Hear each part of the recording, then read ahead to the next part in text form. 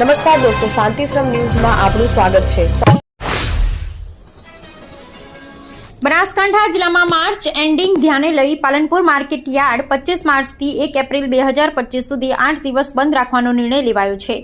પાલનપુર ખેતીવાડી ઉત્પન્ન બજાર સમિતિના સેક્રેટરી હેમુભાઈ લોહે જણાવ્યું હતું કે 25 માર્ચથી 1 એપ્રિલ 2025 સુધી 8 દિવસ સુધી માર્કેટ યાર્ડ માર્ચ એન્ડિંગના કારણે હરાજીનું તમામ પ્રકારનું કામકાજ 8 દિવસ પૂરતું બંધ રહેશે, જેથી કોઈપણ ખેડૂત આજુબાજુના ગામડામાંથી પોતાનો માલ લઈ અને વેચાણ માટે માર્કેટ યાર્ડમાં આવે નહીં અને હેરાન થતા અટકે તે માટે જાહેરનામું બહાર પાડી તમામ ખેડૂતો તેમજ વેપારીઓને આ અંગે જાણકારી આપવામાં આવી છે। ત્યારે તારીખ 1/4/2025ની ઈદ નિમિત્તે રજા જાહેર કરવામાં આવી છે અને 2 એપ્રિલથી માર્કેટ યાર્ડ રાબેતા મુજબ કામકાજ ચાલુ થઈ શકશે। Thara arts and commerce Sevantilal Amrutlal Surani વિદ્યા સંકુલમાં દીક્ષાંત અને પારિતોષિક વિતરણ સમારોહ ઝાઝાવાડા મહાદેવ મંદિરના પૂજારી કાર્તિકપુરી બાપુની પાવન નિશ્રામાં અને મંડળના પ્રમુખ ધીરજભાઈ કે શાહના અધ્યક્ષસ્થાને યોજાયો હતો। કોલેજના પ્રિન્સિપાલ દિનેશકુમાર ચારણે મહેમાનોનું સ્વાગત કર્યું હતું। કોલેજના 2 અધ્યાપકો પીએચડી પૂર્ણ કરતા તેમનું સન્માન કરવામાં આવ્યું હતું। કોલેજ તેમજ યુનિવર્સિટી રાજ્ય અને રાષ્ટ્રીય કક્ષાની વિવિધ સ્પર્ધાઓ અને રમતોમાં સિદ્ધિ મેળવનાર વિદ્યાર્થીઓને એનસીસી અને એનએસએસ વિભાગના સિદ્ધિ મેળવનાર વિદ્યાર્થીઓનું પણ સન્માન કરવામાં આવ્યું હતું। આ પ્રસંગે બનાસ બેંકના ચેરમેન ડાયાભાઈ પિલિયાતર, મંડળના મંત્રી જીતેન્દ્રભાઈ ધાણધારા, પૂર્વ આચાર્ય ડોક્ટર હેમરાજભાઈ પટેલ, નગરપાલિકાના કોર્પોરેટર ગીરાબેન શાહ, હસમુખભાઈ ઝવેરી સહિત મહેમાનો ઉપસ્થિત રહ્યા હતા। બનાસકાંઠા જિલ્લામાં ભૂસ્તર વિભાગે રેતી માફિયા સામે મોટી કાર્યવાહી કરી છે। બુકોલી જમણાપાદર બનાસ નદીમાં ચાલી રહેલા ગેરકાયદેસર રેતી ખનનને રોકવા માટે વિભાગે દરોડા પાડ્યા હતા। આ કાર્યવાહી દરમિયાન વિભાગની ટીમે એક હિટાચી મશીન અને 12 ડમ્પર જપ્ત કર્યા છે। જપ્ત કરાયેલા તમામ વાહનો અને મશીનની કિંમત અંદાજે 4.5 કરોડ રૂપિયા છે। બનાસકાંઠાના ધાનેરા પોલીસ સ્ટેશન ખાતે અલગ ગુનામાં પકડાયેલા ધૂળ ખાતા બિનવારસી વાહનોની પ્રથમવાર હરાજી કરવામાં આવી હતી। આ વાહન હરાજીમાં 185 સ્ક્રેપના વેપારીઓએ ભાગ લીધો હતો। હરાજીમાં કુલ 112 વાહનો રાખવામાં આવ્યા હતા, જેમાં 73 ટુ વ્હીલર, 31 ફોર વ્હીલર, 2 રિક્ષા અને 6 ટ્રકોનો સમાવેશ થાય છે। 112 વાહનો હરાજી દરમિયાન 7.76 લાખ રૂપિયા આવ્યા હતા। આ તમામ હરાજીના વાહનોને સ્ક્રેપ કરવામાં આવશે।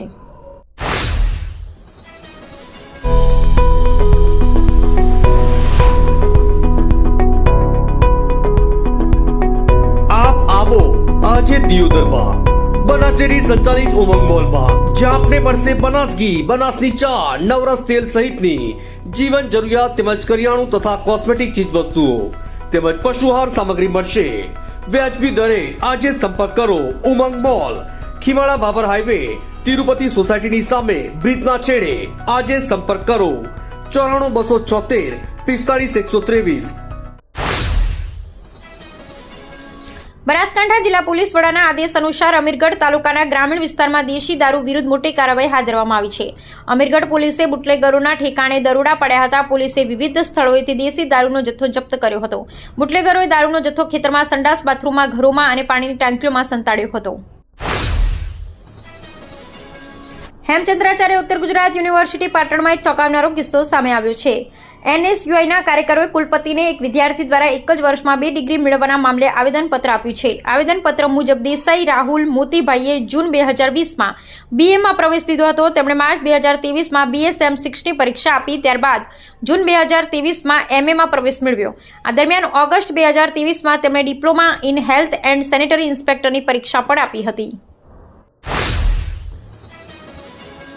બજેટ બેઠક પૂર્વેની મિટિંગમાં ખુદ વિપક્ષના નેતા રહ્યા ગેરહાજર। કોંગ્રેસના 12 સભ્યો પૈકી 75% સભ્યો ગેરહાજર। મહિલા સદસ્યના પતિઓ રડ્યા, હાજર રોકનાર કે ટોકનાર વિપક્ષ વેરવિખેર। શાસક પક્ષ ગેલમાં, ભાજપ શાસિત પાલનપુર નગરપાલિકામાં શાસક પક્ષના મનસ્વી વહીવટ અને ગેરરીતિઓને ઉજાગર કરી પ્રજાનો અવાજ રજૂ કરવામાં વિપક્ષ કોંગ્રેસ નાકામ રહેતા શાસક પક્ષ ભાજપ ગેલમાં આવી ગયો છે। પાલિકાની બજેટ બેઠક પૂર્વે વિપક્ષ કોંગ્રેસની આજરોજ પાલિકા ખાતે મિટિંગ યોજાઈ હતી, જેમાં ખુદ વિપક્ષના નેતા જ ગેરહાજર રહ્યા હતા। તો વળી 75% જેટલા સભ્યો પણ ગેરહાજર રહ્યા હતા, જેથી બજેટમાં અસરકારક રણનીતિ બનાવી શાસક પક્ષને ભીસમાં લેવાનો પ્રયાસ નાકામ રહ્યા હોવાના અહેવાલ સાંપડ્યા છે।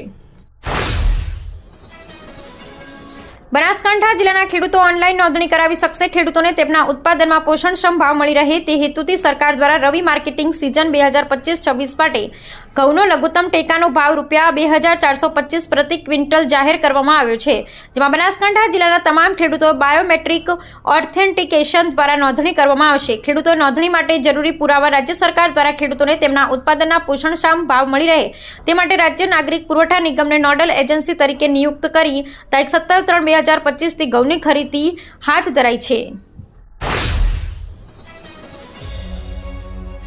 ઉત્તર ગુજરાતનું એકમાત્ર multi city mall happy mall જે આવેલ છે જિલ્લાના વેપારી મથકો દિયોદર, ભાભર, રાધનપુર, વારાહી અને થરાદમાં, જ્યાં મળશે આપને વ્યાજબી દરે જીવન જરૂરિયાતની તમામ વસ્તુઓ તેમજ કપડાં, ગિફ્ટ આર્ટિકલ, પ્લાસ્ટિકની તમામ સામગ્રી, ક્રોકરી અને બીજું ઘણું બધું વધારે.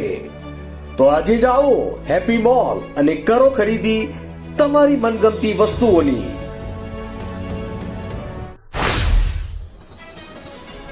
ડીસાના કાંટ રોડ પર આવેલા રવેચી માતાજીના મંદિરે અજાણ્યા તસ્કરોએ તાળા તોડી લાખોના દાગીના ચોરી કરી ગયા હતા, જેમાં મંદિરમાંથી ચાંદીના છતર, ચાંદીના દીવા, સોનાનો ચાંદલો અને સોનાનું મુગટ સહિત કુલ ₹1,96,000ના દાગીનાની ચોરી થઈ છે.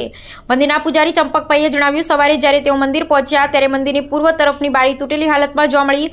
અંદર જઈ જોતા માતાજીની મૂર્તિઓ પરથી દાગીના ગાયબ હતા. આ ઘટનાની જાણ થતાં જ મંદિરના ટ્રસ્ટી અને સ્થાનિક લોકો ઘટના સ્થળે દોડી આવ્યા. જોકે મંદિરમાં લાગેલા સીસીટીવી કેમેરામાં ચોરીની ઘટના કેદ થઈ છે, જેમાં 2 અજાણ્યા શખ્સો ચોરી કરતા જોવા મળે છે. આ મામલે ફરિયાદ નોંધાવતા પોલીસે સીસીટીવી ફૂટેજના આધારે વધુ તપાસ હાથ ધરી છે.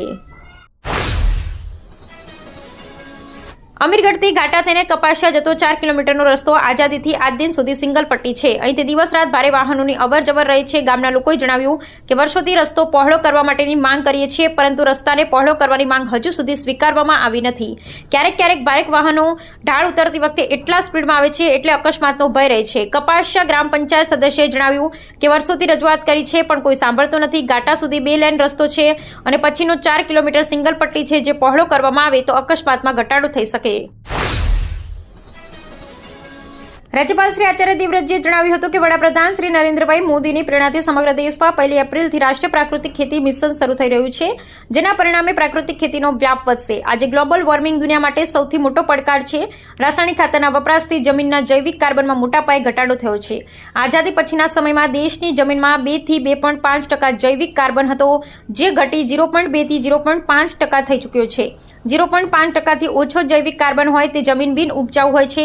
આવી જમીન પથ્થર જેવી થઈ જવાથી પાણી પણ સંગ્રહ કરી શકતી નથી. જો આવી જ પરિસ્થિતિ રહેશે તો આવનારા સમયમાં પીવાના પાણીની પણ સમસ્યા સર્જાશે. તમામ સમસ્યાઓનું સમાધાન પ્રાકૃતિક ખેતીમાં છે. પ્રાકૃતિક ખેતીથી ધરતીમાં રહેલો ઓર્ગેનિક કાર્બન વધે છે, જમીન પોચી બને છે. Giants group of Gandhidham Marwadi, giants group of Gandhidham Saheli, giants group of Anjar મેઇનના સંયુક્ત ઉપક્રમે જરૂરિયાતમંદ બહેનને સિલાઈ મશીનની અર્પણ વિધિનો પ્રોજેક્ટ ફેડરેશનના વાઇસ પ્રેસિડેન્ટ યોગેશ ચંદ્ર ત્રિવેદી તથા યુડી અને fed media officer Yogesh Kumar મહેતાના હસ્તે કરવામાં આવ્યો. યુનિટ ડાયરેક્ટર શ્રીમતી ઈશાનીબેન ગોસ્વામી તથા ત્રણેય ગ્રુપના પ્રમુખ શ્રી હોદ્દેદારો હાજર રહ્યા હતા.